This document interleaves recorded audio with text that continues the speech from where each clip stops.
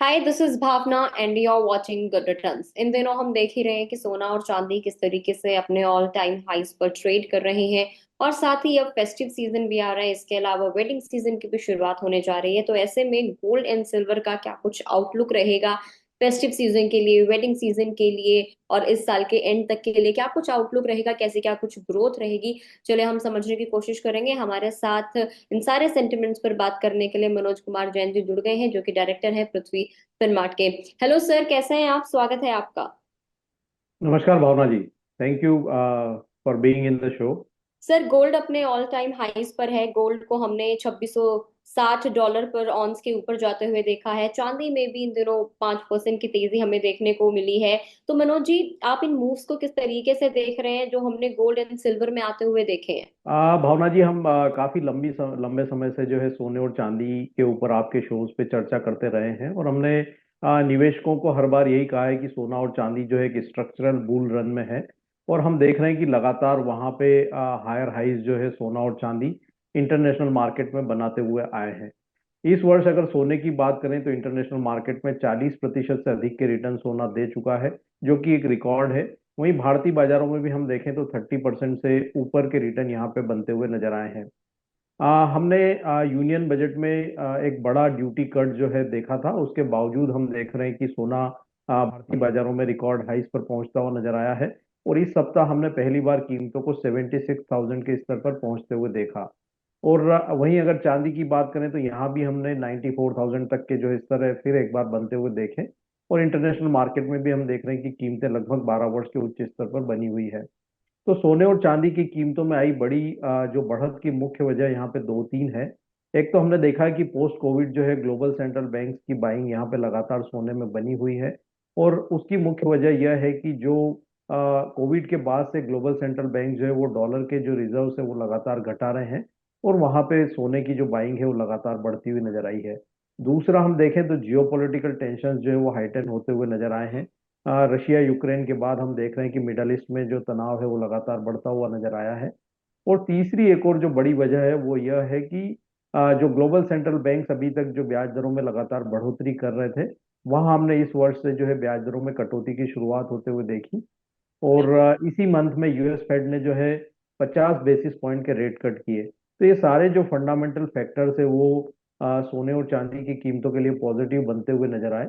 और उसी के चलते हमने देखा है कि जो कीमतें हैं वो इंटरनेशनल मार्केट में लाइफ टाइम हाइस पे सोने की कारोबार करती हुई नजर आ रही है। वहीं चांदी की कीमतें भी 12 वर्ष के उच्च स्तर पर बनी हुई है। मनोज, जिस तरीके से मूवमेंट्स अभी देखने को मिली है, तो क्या कुछ कैलकुलेशन है प्राइसेस कहाँ तक जा सकते हैं? और सितंबर का महीना, जैसे आपने भी मेंशन किया, इस तरीके का रहा है जहां हमने ऑल टाइम हाइज बनते हुए देखे हैं। सो अब इन लेवल्स पर खरीदारी की क्या कुछ एक्सपेक्टेशंस हैं, और क्या लगता है आपको जो गोल्ड का ये बुल रन है, क्या ये आगे भी जारी रहेगा इस साल इस फाइनेंशियल ईयर के पर्टिकुलर अगर हम लोग बात कर लें तो? जो मोमेंटम है भावना जी, वो मेरा मानना है कि अगले 2 से 3 वर्षों तक जारी रहेगा सोने और चांदी में, जिस तरह का बुल रन जो देखने को मिल रहा है। तो यहाँ पे जो लंबी अवधि के निवेशक हैं उनको डिप्स में जो है लगातार कहते आए हैं कि एसआईपी के रूप में निवेश करते रहें। अभी ये जो तेजी की शुरुआत हुई है ये लंबे समय तक चलने वाली है, क्योंकि डी डॉलराइजेशन की तरफ जिस तरह से दुनिया बढ़ रही है, और साथ ही हम देख रहे हैं कि जो ब्याज दरों में कटौती की शुरुआत हुई है, तो वो साइकिल भी अभी लगभग 1 से 1.5 वर्ष चलने वाला है। तो हमारा मानना है कि ये जो तेजी है अगले 2 से 3 वर्षों तक जारी रहेगी सोने और चांदी की। तो लंबी अवधि के निवेशक एसआईपी के रूप में निवेश करते रहें। और जो छोटी अवधि के निवेशक हैं, अभी हमने एक अच्छा रनअप जो है सोने और चांदी की कीमतों में आते हुए देखा है। तो यहाँ पे थोड़े से भी जो डिप्स आते हैं, अगर सोने की बात करें तो 74,000 73,500 के जो रेंजेस है वो फिर एक बार फ्रेश बाइंग के लिहाज से बेहतर लेवल होंगे। वहीं अगर चांदी की बात करें तो यहाँ पे 90,000 तक के जो आसपास के लेवल्स हैं वो फिर एक बार जो छोटी अवधि के निवेशकों के लिए फ्रेश बाइंग के लिए बेहतर लेवल्स होंगे। तो जो छोटी अवधि के निवेशक हैं वो थोड़ा डिप्स का वेट करें।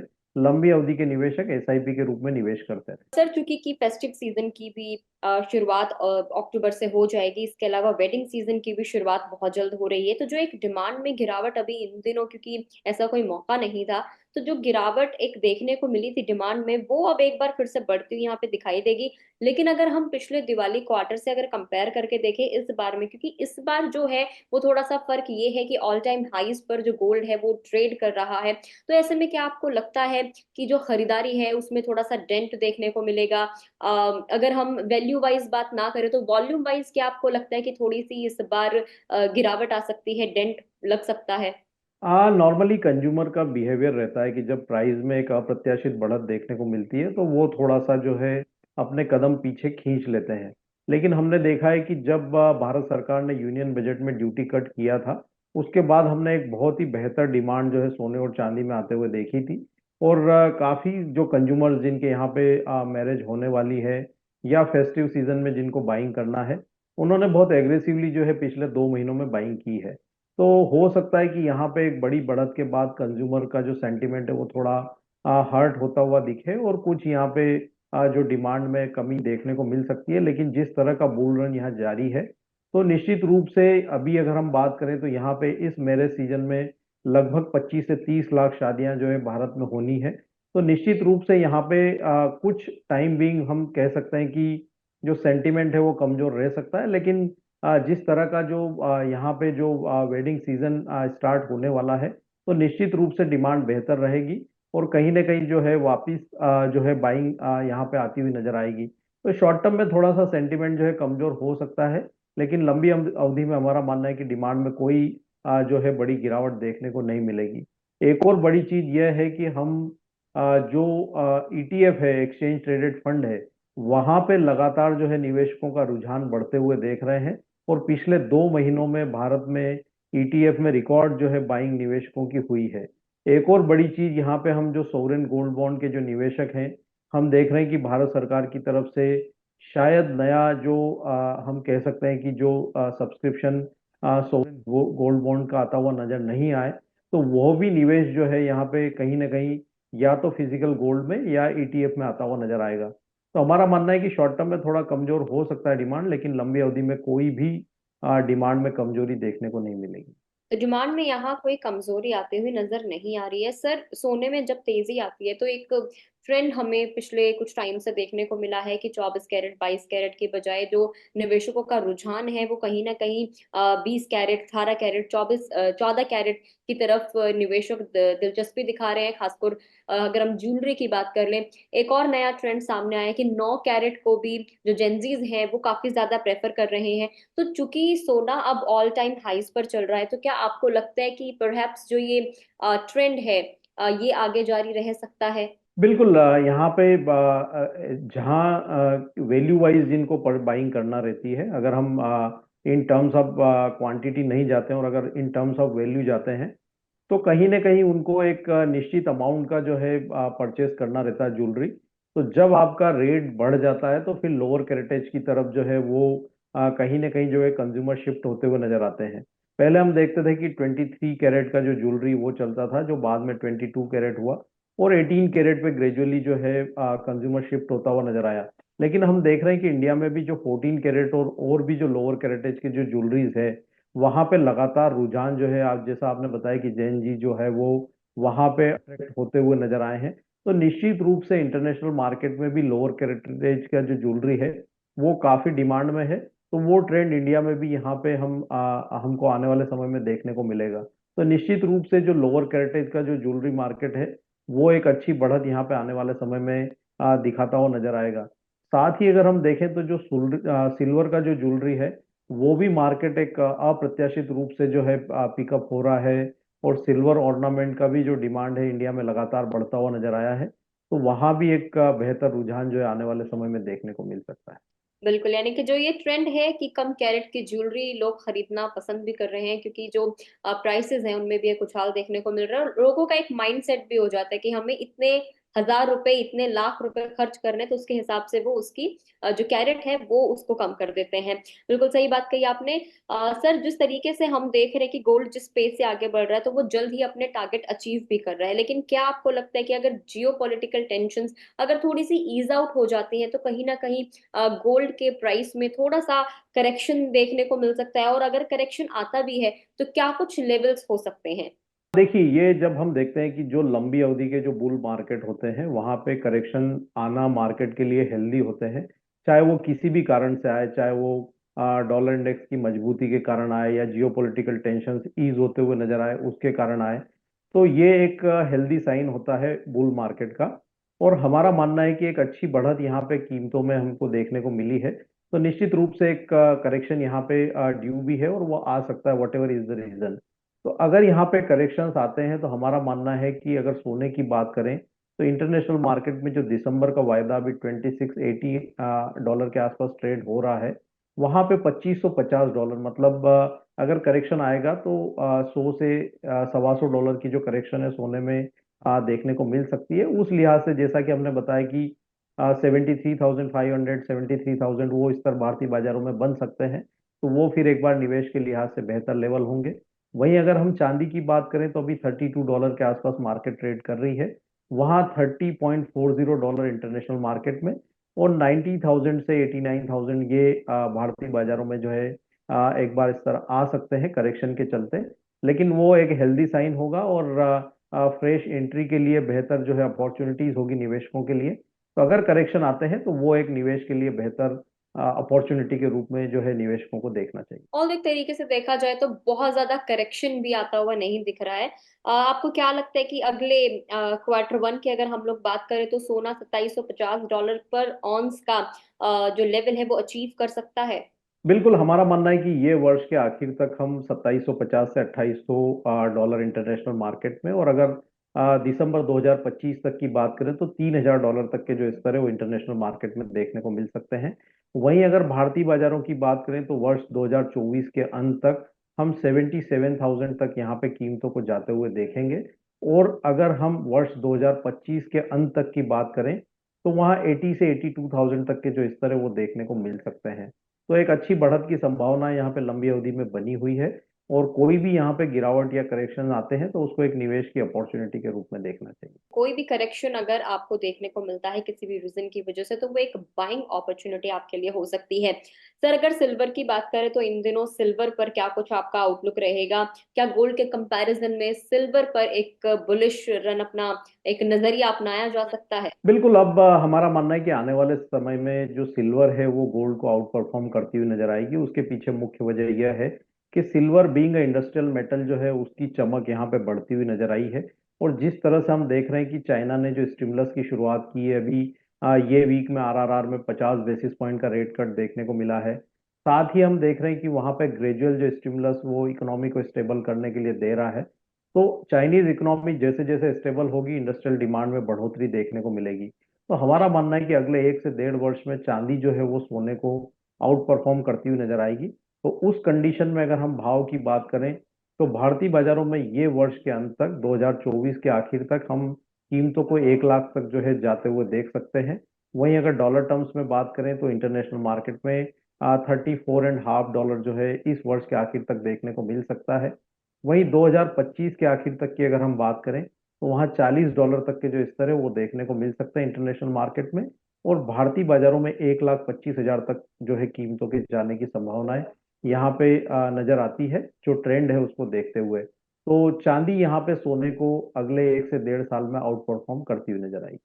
यानी कि सिल्वर आउट परफॉर्म कर सकते हैं, लेकिन सर अब इंडियन मार्केट के हिसाब से अगर हम देखें और स्पेसिफिकली मैं आपकी राय जानना चाहूँ तो आप बिटवीन गोल्ड एंड सिल्वर आप किसको पिक करेंगे? और टारगेट्स तो खैर आपने बताई दी, आप पिक किसको करना चाहेंगे? अगर किसी को अभी पोर्टफोलियो बनाना है अगले 1 से 1.5 वर्ष के लिए, तो यहाँ पे जो रेशो है वो चांदी का 60% और सोने का 40%। क्योंकि यहाँ पे आउट परफॉर्मेंस जो है चांदी में ज्यादा रह सकता है अगले 1 से 1.5 वर्ष में। तो अपने पोर्टफोलियो में 60% जो है स्थान चांदी का रखे और 40% जो है वो सोने का रखे। और जो ओवरऑल आपका पोर्टफोलियो है उसमें जो प्रेशियस मेटल है उसका अलोकेशन एटलीस्ट 15% आपको ये समय में रखना चाहिए। अगर आप रियल एस्टेट या बॉन्ड्स या एफडीआर, म्यूचुअल फंड्स या शेयर मार्केट में भी निवेश करते हैं तो उस केस में आपको अपने पोर्टफोलियो को डाइवर्सिफाई करते हुए एटलीस्ट 15% का जो निवेश है वो प्रीशियस मेटल में रखना चाहिए। बिल्कुल, अगर गोल्ड एंड सिल्वर के पोर्टफोलियो के हम बात करें तो 60-40 का रेशियो आप रख सकते हैं, जिसमें 60% सिल्वर होना चाहिए। और अगर ओवरऑल आपके पोर्टफोलियो की बात करें तो 15% जो है वो आपको इन दोनों मेटल्स को जरूर देना है। सर, आपने 2024 के भी टारगेट्स दे दिए हैं, इसके अलावा आपने 2025 के एंड तक की भी बात कर ली है। लेकिन अगर हम स्पेसिफिकली बात करें, क्योंकि अभी जो लोगों का बहुत ज्यादा ध्यान है वो फेस्टिव और वेडिंग सीजन के लिए ही है, तो आप इस वक्त क्या बेस्ट टाइम मानकर चल रहे हैं अगर कोई इस सीजन के लिए खरीदारी करना चाहता है गोल्ड एंड सिल्वर के लिए? बिल्कुल, यहाँ पे हम जैसा कि पहले भी बता चुके हैं कि एक स्ट्रक्चरल बुल रन है और ये लंबी अवधि तक जारी रहेगा। और हमने एक अच्छा रनअप इस मंथ में आते हुए देखा है, तो एक करेक्शन की संभावना यहाँ प्रतीत होती है। उसको देखते हुए कीमतों में कोई भी अगर सोने में 1 से 1,500 रुपए की गिरावट आती है तो निश्चित रूप से यहाँ पे बाइंग करना चाहिए। वहीं चांदी में भी 2 से 2,500 रुपए तक की अगर गिरावट आती है तो निश्चित रूप से बाइंग करके चलें। लंबी अवधि में बेहतर रिटर्न्स की गुंजाइश यहाँ पे नजर आती है। अब जो लेवल है उसको देखते हुए 2-3% की वोलेटिलिटी यहाँ पे सोने और चांदी में कोई बड़ी बात नहीं है, तो उसमें कोई डरने की बात नहीं है। जो लंबी अवधि के निवेशक है वो एसआईपी के रूप में निवेश करते रहें। छोटी अवधि के जिनको निवेश करना है, थोड़ा सा यहाँ पे वेट कर ले, 1 से 2 वीक में जो भी करेक्शन आए वहां पे फिर एक बार निवेश किया जा सकता बिल्कुल। सर, 2024 के एंड के लिए जो आपने टारगेट दिया है गोल्ड के लिए वो 77,000 के आसपास का दिया है। अगर हम अक्टूबर की बात करें तो अक्टूबर के लिए पर्टिकुलर आप क्या कुछ टारगेट्स देना चाहेंगे सोने और चांदी को? है। अक्टूबर में हमारा मानना है कि सोने में 76,000 जो एक अपर रेंज रह सकती है, बीइंग अ फेस्टिव सीजन। और यहाँ पे एक अच्छा रनअप आ चुका है, तो एक कंसोलिडेशन जो अक्टूबर मंथ में देखने को मिल सकता है बिटवीन 73 to 76,000। वहीं अगर हम चांदी की बात करें तो यहाँ जो अपर रेंज है वो 97,000 का रह सकता है अक्टूबर मंथ में। और एक कंसोलिडेशन जो है रेंज में देखने को मिल सकता है 90 to 97,000। तो एक दायरा यहाँ बना रह सकता है, लेकिन अपर रेंज 97,000 सिल्वर और 76,000 गोल्ड जो है उसके लिए रह सकता 76 गोल्ड और 94, आई थिंक 94 है। का आपने 97, 97। 97 का जो टारगेट अक्टूबर के लिए दिया है वो दिया गया है सिल्वर के लिए। तो आपके लिए एक अच्छी अपॉर्चुनिटी हो सकती है, जो भी 1 से 1,500 रुपए की जब भी कमी आती है, करेक्शन देखने को मिलता है, तो आपके लिए वो एक बाइंग अपॉर्चुनिटी हो सकती है। Sir, thank you so much हमसे बात करने के लिए। हम लोग भी ट्राई करते हैं कि जब भी महीने का एंड होता है तो एक बार गोल्ड एंड सिल्वर के ऊपर हम जरूर बात कर लें, ताकि पूरे महीने जो बीत गया है उसको हम डिस्कस कर सके और अगले महीने के लिए क्या कुछ टारगेट्स हैं, क्या कुछ हो सकता है, कब कब क्या करेक्शन आ सकते हैं, वो भी हम डिस्कस कर लें। सर, हमसे हर बार जुड़ने के लिए और इन्फॉर्मेशन देने के लिए आपका बहुत बहुत शुक्रिया। Thank you. तो चलिए, आपको भी इन टारगेट्स का जरूर ध्यान रखना है। करेक्शन जब भी मार्केट में आता है किसी भी रीजन की वजह से, तो वो आपके लिए एक अच्छी बाइंग अपॉर्चुनिटी हो सकती है। आपको इन सारी चीजों का ध्यान रखना है। एसआईपी के जरिए आप गोल्ड में निवेश कर सकते हैं। एसजीपी के ऊपर जिस तरीके से बात की गई है कि एसजीपी की अगली जो सब्सक्रिप्शन है वो आने की उम्मीद बहुत ज्यादा कम है, तो ऐसे में आप एसआईपी के जरिए निवेश कर सकते हैं। इसके अलावा ईटीएफ में भी आप अपनी बाइंग को बढ़ा सकते हैं। पोर्टफोलियो की बात करें तो पोर्टफोलियो को लेकर जिस तरीके से डिस्कस किया है कि पोर्टफोलियो में आपको अपने ओवरऑल पोर्टफोलियो का 15% मेटल्स को डेडिकेट करना है। इसके अलावा अभी के लिए अगर हम गोल्ड एंड सिल्वर का रेशियो देखें तो 60% सिल्वर में होना चाहिए और 40% जो है वो आपका होना चाहिए गोल्ड को डेडिकेटेड। तो इस वीडियो में इतना ही। आई होप आपको ये जानकारी बहुत पसंद आई होगी आपके, क्योंकि काम की भी है। वेडिंग सीजन की शुरुआत हो रही है, फेस्टिव सीजन की शुरुआत हो रही है, दिवाली की शुरुआत हो रही है। तो अगले वीडियो में एक बार फिर से जब दशहरे का सीजन होगा, नवरात्रि का सीजन होगा, दिवाली का सीजन होगा, तो एक बार फिर से हम मनोज जी के साथ जुड़ेंगे और उसके बाद हम डिस्कस करेंगे कि अब आपको क्या कुछ करना चाहिए। वीडियो में इतना ही। अगर आप फेसबुक पर देख रहे हैं तो फेसबुक पेज को लाइक करें, यूट्यूब पर देख रहे हैं तो गुड रिटर्न्स के यूट्यूब चैनल को सब्सक्राइब करना ना भूलें।